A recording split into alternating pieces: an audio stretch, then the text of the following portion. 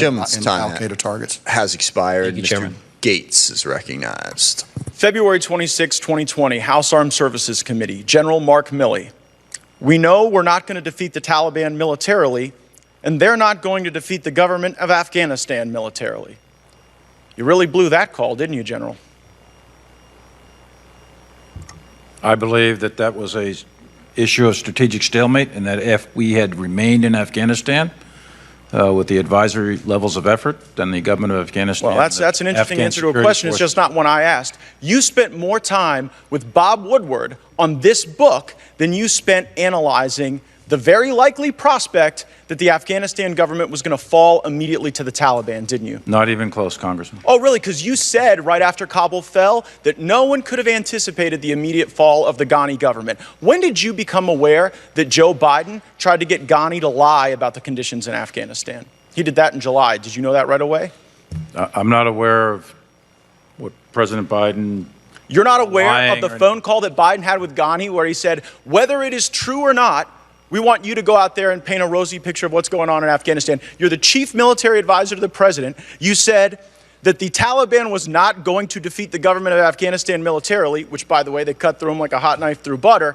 And then the president tries to get Ghani to lie. When did you become aware of that attempt? Well, there's two things there, Congressman, if I may.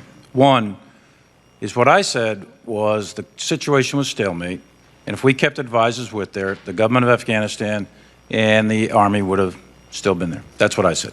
Whether that's right or wrong, I don't know. But it seems wrong now with the Taliban in control. Secretary Austin. Secretary Austin, are you capable of assessing whether another has the will to fight?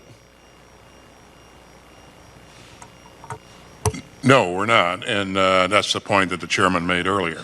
So. That's just like an incredibly disappointing thing for the Secretary of Defense to simply say, I can't assess whether someone has the will to fight, but it is consistent with your record. I mean, during the Obama administration, I think they gave you about $48 million to go train up some folks in Syria to go take on the Assad government, and I think your testimony was that only 4 or 5 survived first contact with the enemy. So what confidence should this committee have in you, or should the country have in you, when you've now confessed to us, and whether it's the swing and a miss in Afghanistan that General Milley talked to the Senate about yesterday, total failure, or whether it was your failures in Syria, you don't seem capable to look at a fighting force and determine whether or not they have the will. Well, Is that an embarrassing? You recall, Congressman, that the end result was the SDF that we stood up that was very, very instrumental in turning the tide of battle up in Syria. Oh, yeah. Turned it so much. You've got Assad in power in Syria. You've got the Taliban in power in Afghanistan. I mean, where have you been? The focus was ISIS, Congressman, and those forces had significant effect on the ISIS network. It just seems like you're chronically bad at this, and you have admitted that, I guess, which is to your credit. But you know, when people in the military, like Lieutenant Colonel Stuart Scheller, stand up and demand accountability, when they say that you all screwed up, when they point out that General Milley's statement that that the government of Afghanistan is not going to get defeated by the Taliban, well, he ends up in the brig. And you all end up in front of us, and your former employer Raytheon ends up with a lot of money, and we have poured cash and blood and credibility into a Ghani government that was a mirage. It fell immediately. And while the guy sitting next to you was off, talking to Phil Rucker and was off doing his thing with Bob Woodward, we were buying into the big lie. The big lie that this was ever going to be successful and that we could ever rely on the Afghanistan government for anything at all.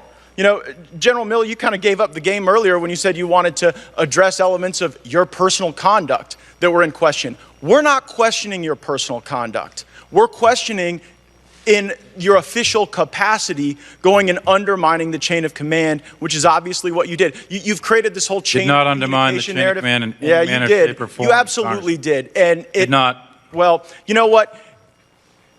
You said yesterday that you weren't going to resign when senators asked you this question, and I believe that you guys probably won't resign.